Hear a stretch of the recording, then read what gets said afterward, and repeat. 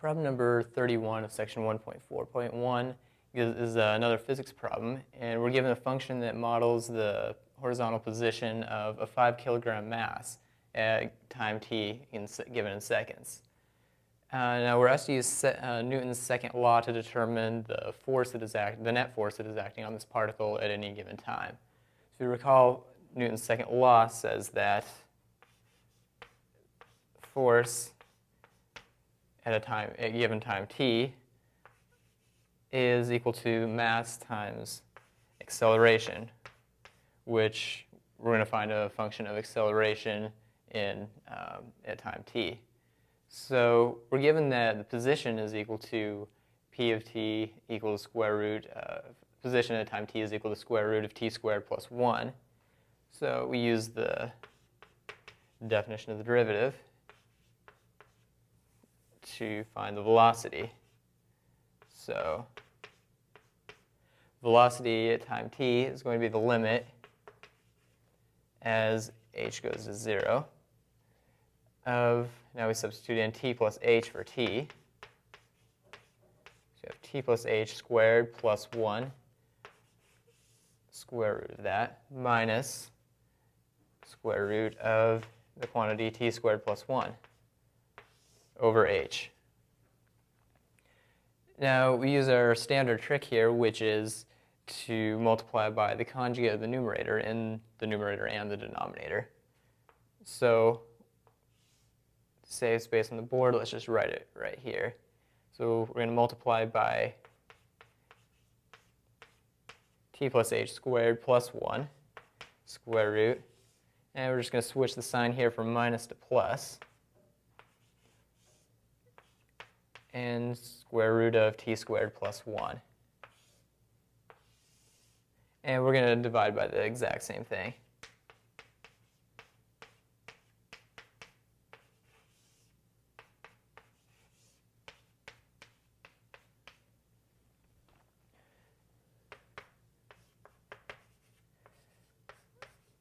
So this will equal the limit as h approaches 0. Now if we multiply this out in the numerator, these two terms, we'll just get rid of the square root, so we'll have t plus h quantity squared plus 1.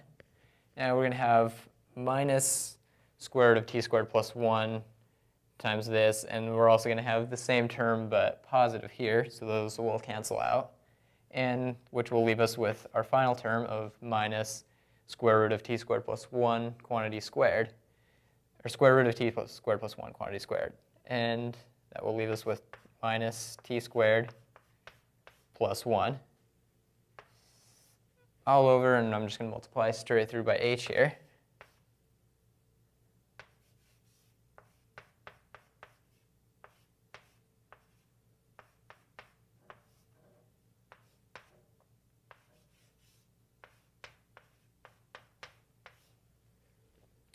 Now if we expand the numerator, we'll get some nice cancellation.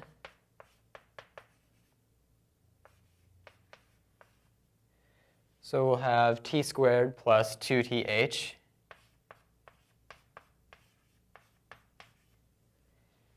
plus h squared plus 1. And then we'll have minus t squared minus 1 all over the same denominator.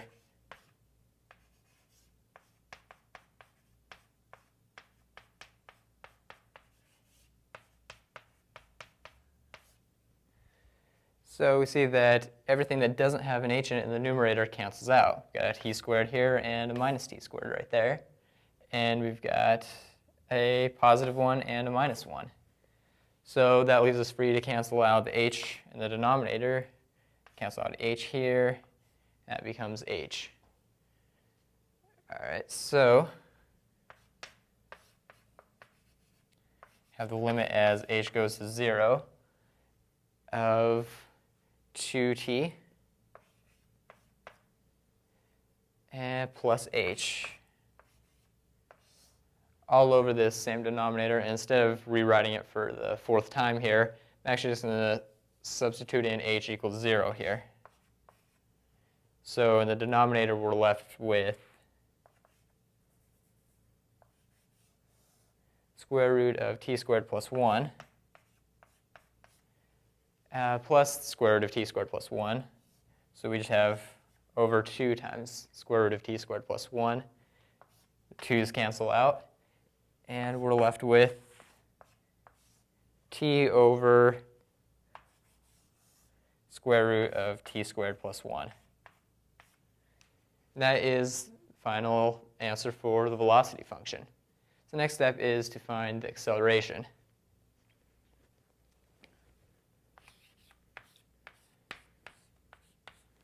Now, the acceleration is just going to be the derivative of the velocity function. So v prime of t. Now, this is going to equal, again, we'll go through a similar process as when we found the derivative of the position function. So we'll have, it's t plus h over square root of t plus h quantity squared plus 1, and subtract t over square root of t squared plus 1. That'll all be over h. Now, we want to multiply by the conjugate again here. Well, first off, we should simplify the numerator. So this will give us t plus h times square root of t squared plus 1 minus t times square root of t plus h squared plus 1 over, now I'm going to multiply by h here, h times the product of the two denominators here.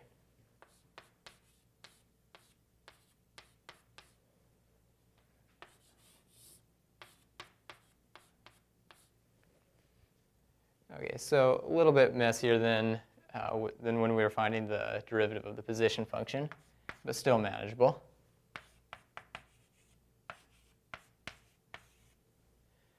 Okay, so we have the limit as h goes to 0, and now we're going to multiply by the the regular conjugate.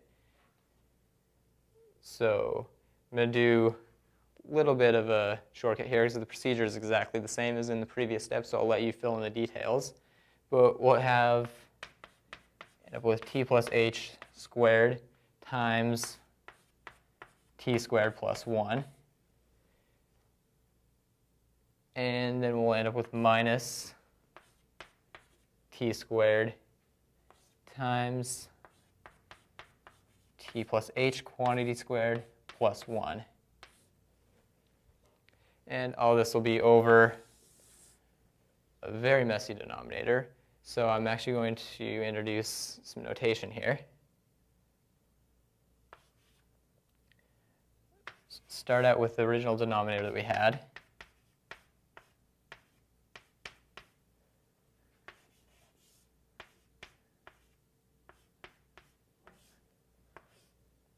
Now we're going to be multiplying, remember to multiply by the conjugate on the numerator and the denominator here. We're just multiplying by the original numerator, but we're going to change the sign. So I'm going to let just capital T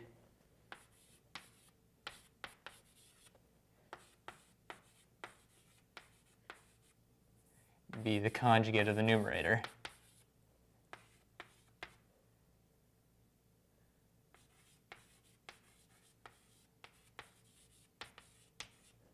And by numerator, I mean this numerator right here. So we're multiplying this by capital T. So then this becomes the limit as h approaches 0 of, now let's simplify this a little bit in the numerator so we don't get confused. going to be t plus h quantity squared times t squared plus t plus h quantity squared. And we'll multiply through the right side here. We have minus t squared times t plus h quantity squared minus t squared all over this denominator.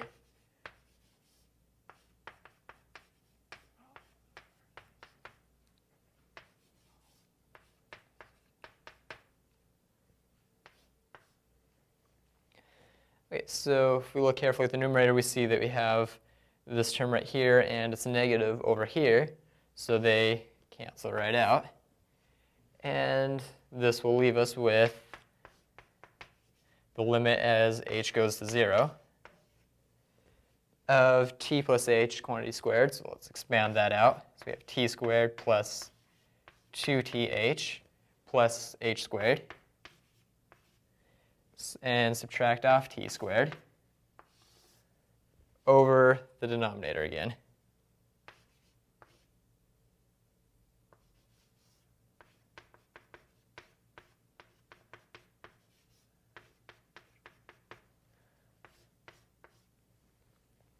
Now, the only problem we have in the numerator is the t. It's the only thing that's preventing us from canceling out the h, but, excuse me, the t squared. But our t squareds cancel out, and hopefully you've noticed that that should be t squared. And that leaves us free to cancel out the h's.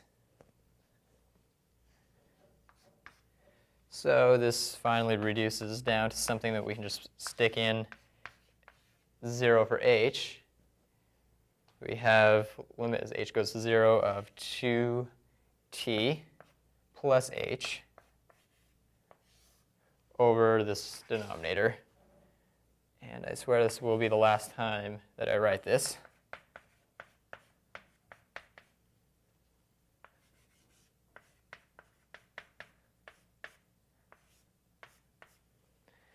So now we can just put in h equals 0 at each part here.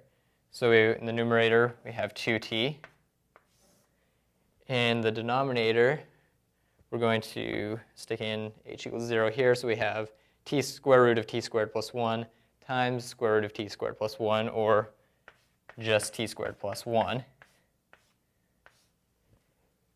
And we're going to multiply this by t, which, if you recall, is the conjugate of this numerator.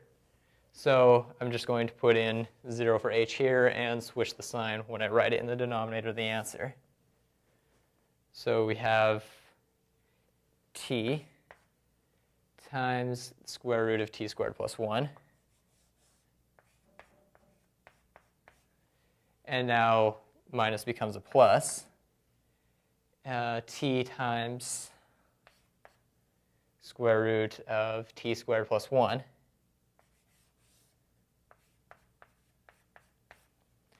Which we can write this a little bit more succinctly as 2t times the square root of t squared plus 1. So this becomes our final answer for the acceleration at time t.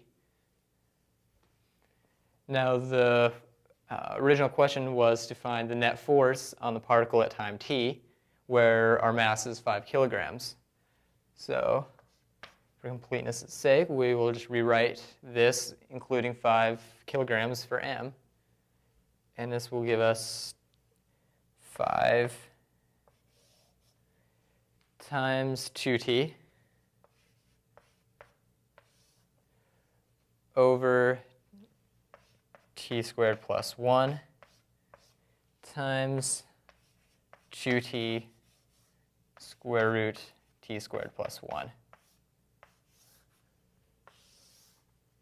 which then is our final answer.